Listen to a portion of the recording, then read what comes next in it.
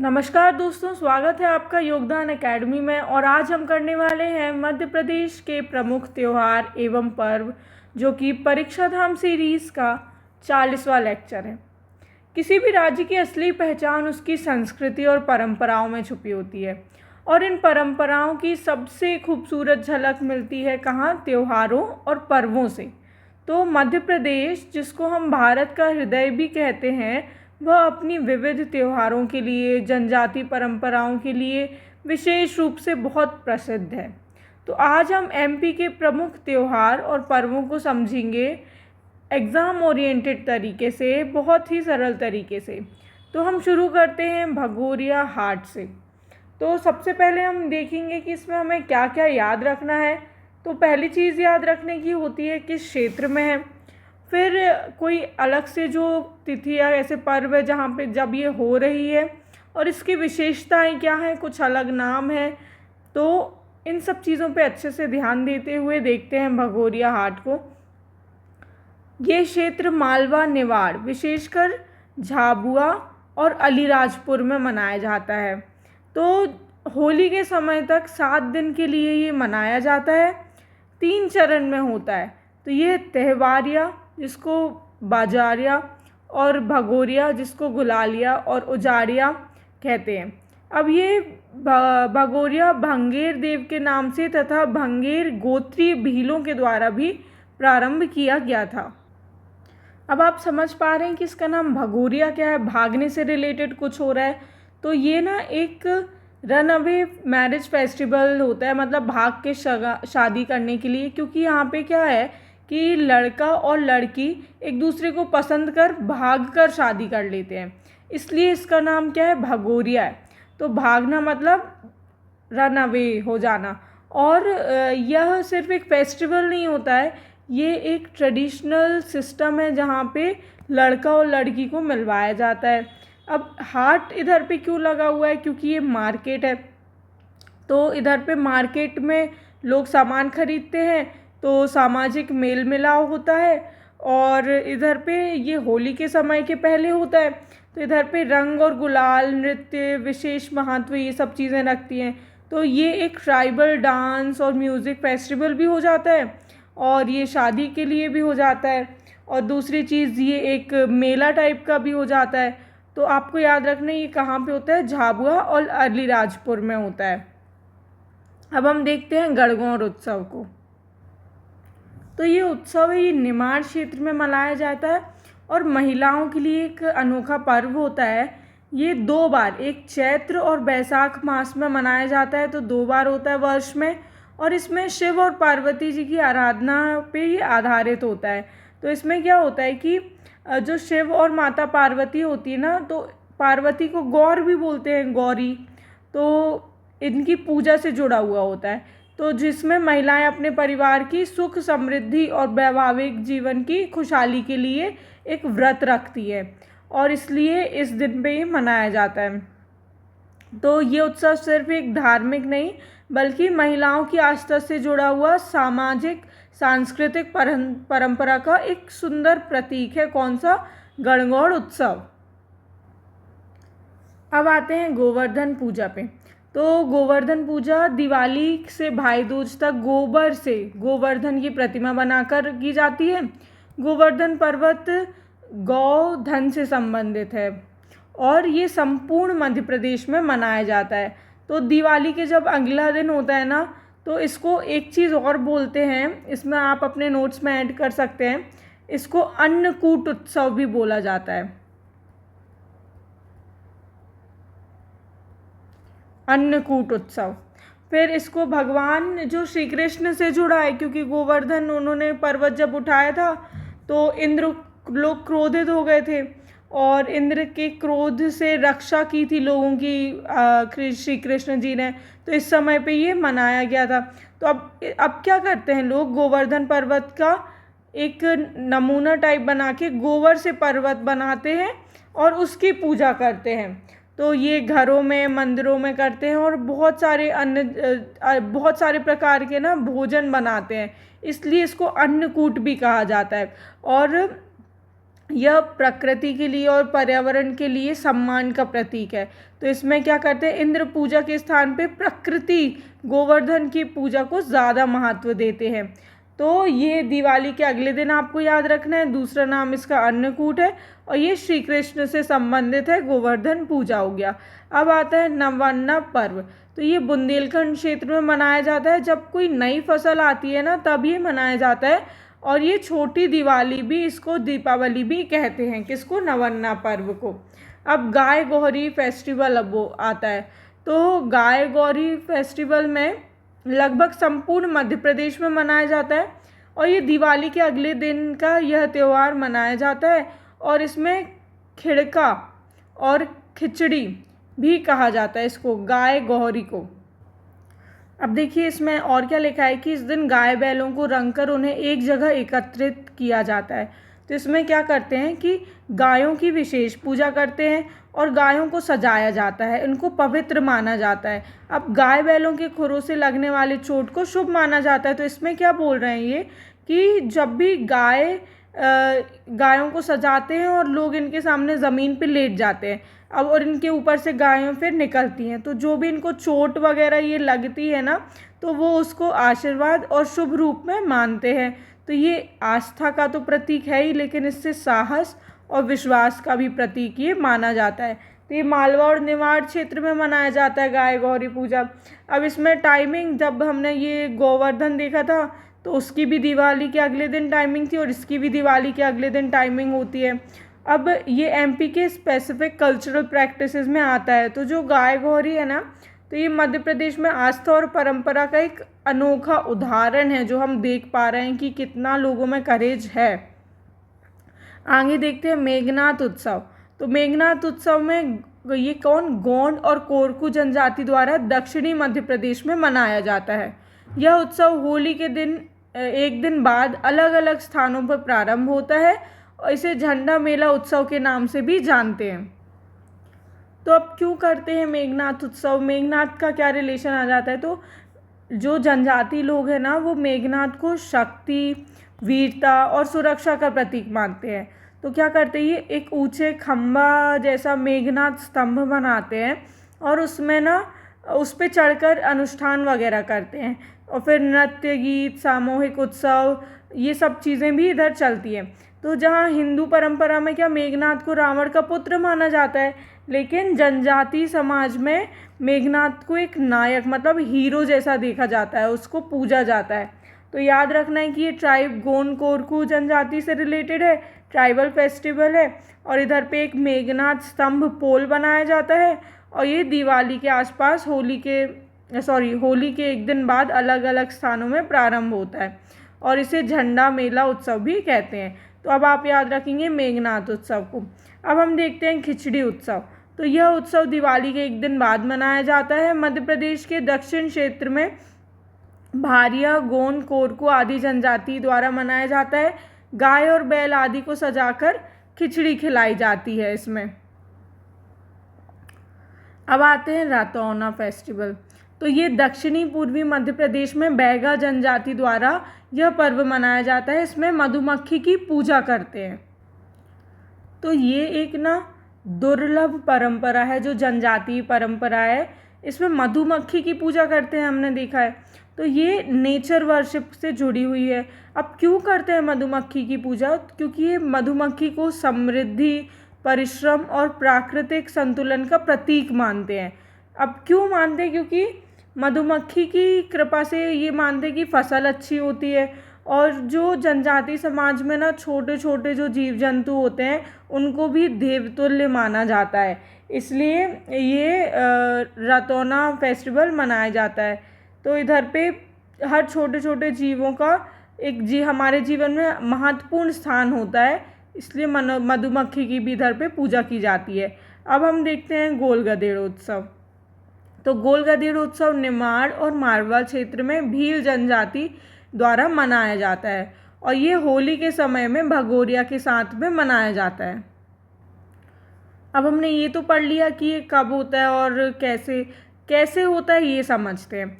तो क्या होता है इसमें, गोल गधेड़ों क्यों इसका नाम है, क्योंकि इसमें एक लंबा सा खंबा या पोल लगाते हैं। अब जो इसमें पोल लगाया है इसके ऊपर ना नारियल और गुड़ का कुछ इनाम रख देते हैं। तो जो कुछ युवक है वो इस पे चढ़ने की कोशिश करते हैं और जो पूरे नीचे भीड़ खड़ी है वो उसको रोकने की कोशिश करती है। अब जो इंसान पोल के ऊपर के इनाम तक पहुंच जाता है तो उसे बहादुर और योग्य मानते हैं। इस तरीके से क्या पता चलता है कि किस में करेज है, स्ट्रेंथ है, स्किल टेस्ट वगैरह ये सब कुछ हो जाता है। तो ये एक सिर्फ खेल नहीं लेकिन जनजाति समाज में ये पता चलता है कि बहादुरी और उत्साह का एक प्रतीक होता है गोल गधेड़ उत्सव। तो आप याद रखिएगा, भील जनजाति से रिलेटेड है। होली के समय भगोरिया उत्सव के साथ इसको मनाया जाता है, गोल गधेड़ उत्सव को। अब हम देखते हैं चैत्र पूर्णिमा उत्सव। तो चैत्र पूर्णिमा को बुंदेलखंड में चेती पूने या फिर मटकी पूजा के नाम से भी इसको जाना जाता है। तो इसके ये अलग अलग नाम है। और इस दिन 5 से 7 मटकियों को चूना या खाड़ियों से रंगा जाता है और देवी की प्रतिमा बनाकर पूजा जाता है। तो ये होता है चैत्र पूर्णिमा उत्सव। अब इसमें ना मेले और जो चैत्र पूर्णिमा उत्सव होता है इसमें मेले और धार्मिक सभाएं भी लगती हैं, नदी स्नान होता है, पूजा पाठ होती है, दान पुण्य भी लोग करते हैं। और ये आस्था और पवित्रता, एक आध्यात्मिक शुद्धि की भी बातें इधर पे आती हैं। और एक फैक्ट और आता है कि जब हनुमान जयंती भी होती है ना तो कई कई जगह पे इसी दिन पे ही मनाई जाती है। तो ये मंथ आपको याद रखना है, चैत्र इसी में आ गया। क्या एक्टिविटीज़ होती हैं, स्नान होता है, दान पूजा वगैरह होता है और नर्मदा तटों पे इसका मोस्टली आयोजन होता है। ठीक है, तो ये बुंदेलखंड चैत्र पूर्णिमा मटकी उत्सव के नाम से भी जाना जाता है। अब हम देखते हैं हिंगोट मार को। तो ये इंदौर जिले के गौतमपुरा में दिवाली के दूसरे दिन हिंगोटमार युद्ध का आयोजन होता है। अब इसमें 2 दल होते हैं, एक होते हैं कलगी, एक होता है तुर्रा भाग। तो हिंगोटमार युद्ध के लिए नारियल जैसे फल के अंदर बारूद भर देते हैं और एक दूसरे दल के ऊपर ये फेंकते हैं। तो ये एक बहुत ही अनूठा और रोमांचित कर देने वाला पारंपरिक उत्सव है और मुझे तो ये थोड़ा डेंजरस भी लगता है। ये दिवाली के अगले दिन इसको मनाया जाता है। अभी हिंगोट जो इधर नारियल का जैसा फल बोल रहे हैं ना, तो वो एक हिंगोट फल बोलते हैं, हिंगोट। तो उसमें बारूद भर दिया और एक दूसरे मतलब कलगी तुर्रा की तरफ फेंक रहे हैं और तुर्रा कलगी की तरफ 2 ग्रुप बना दिए, वो एक दूसरे के ऊपर फेंक रहे हैं। तो ये एक प्रतीकात्मक युद्ध जैसे हो जाता है, मतलब मॉक बैटल जैसे कर रहे हैं, दिखा रहे हैं बैटल हो रहा है उस टाइप का। तो ये इसको फायर गेम भी बोलते हैं, फायर गेम, क्योंकि उसमें बारूद भरी रहती है, आग भरी रहती है हिंगोट को मारने से, तो आग का खेल बोला जाता है। अब इसमें साहस, परंपरा, सामूहिक भागीदारी ये सब चीज़ें हो रही हैं। लोकेशन कहाँ है? इंदौर के गौतमपुरा में। टाइमिंग क्या? दिवाली के दूसरे दिन होता है और ये फायरबॉल थ्रोइंग ट्रेडिशन है, एक हिंगोट मार ट्रेडिशन। ठीक है, अब देखते हैं हम आसमाई। तो ये वैशाख माह के द्वितीया को मनाया जाता है। यह पर्व कार्य सिद्धि के लिए व्रत होता है। तो इस दिन कोड़ियों की पूजा की जाती है, आसमाई। अब इसमें समझ में ही आ रहा है कि आस मतलब कोई आस है उसको पूरा करने के लिए, तो कार्य सिद्धि के लिए हो रहा है, पूजा करते हैं। अब ये आ रहा है कुनखुसु पुणे। तो ये कुनखुसु शब्द है ना, ये एक प्रकार से चांद से रिलेटेड, चंद्रमा प्रकृति से जुड़ा हुआ माना जाता है। तो ये आषाढ़ शुक्ल पूर्णिमा को राज्य के कई हिस्सों में गृह वधुएं की पूजन की जाती है और घर की बहुओं को लक्ष्मी मानकर पूजा जाता है। तो इसमें एक सामूहिक नृत्य करते हैं, गीत मेलजोल करते हैं, उपवास होता है, कई लोग पूजा पाठ पारंपरिक अनुष्ठान करते हैं। तो इसको चंद्रमा की इसमें विशेष पूजा मानी जाती है। तो ये नेचर वर्शिप से और एग्रीकल्चर से ये दोनों चीज़ें लिंक होती हैं। तो ये कुनखुसु पुणे हो गया। फिर आता है वट सावित्री। तो वट सावित्री का नाम आपने सुना ही होगा। ये जेठ कृष्ण अमावस्या को वट सावित्री पर्व मनाया जाता है। इस दिन सौभाग्यवती स्त्रियां वट वृक्ष की परिक्रमा करके उसकी पूजा करती हैं। तो अब इसके पीछे एक कहानी होती है, एक सावित्री और सत्यवान की कथा से जुड़ी होती है। तो जो सावित्री है ना, उसने अपने पति के प्राण मांग लिए थे, किससे? यमराज से वापस, कि और उसको मिल भी गए थे, उसके यमराज से अपने पति के प्राण मांग लिए थे। तो पति की दीर्घायु के लिए और सुखी वैवाहिक जीवन के लिए व्रत रखती हैं महिलाएं।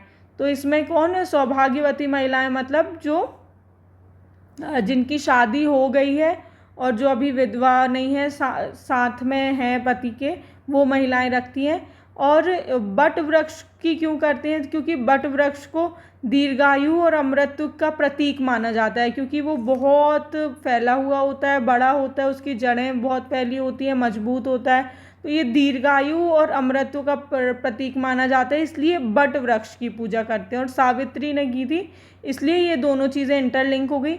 चीज़ों को समझना बहुत ज़रूरी होता है, इंटरलिंकिंग बहुत ज़रूरी होती है, इससे आपको अच्छे से याद होती है। अब ये ज्येष्ठ कृष्ण अमावस्या के दिन मनाया जाता है। अब अगला है मड़ई उत्सव। तो मड़ई उत्सव मध्य प्रदेश के दक्षिण आदिवासी क्षेत्रों का उत्सव मनाया जाता है। इधर पे दिवाली के दूसरे दिन पूर्णिमा तक अलग अलग स्थानों पर मनाया जाता है। इस उत्सव में मोरपंख की ढाल की पूजा की जाती है। तो ये जो मड़ई उत्सव होता है, इसमें ना ये इसको मूविंग फेयर भी बोलते हैं, मतलब चलता हुआ मेला, कभी इधर होता है कभी उधर होता है। तो इसमें क्या करते हैं ये लोग? स्थानीय देवताओं की एक झांकी निकालते हैं और अलग अलग जगह पे ले जाते हैं।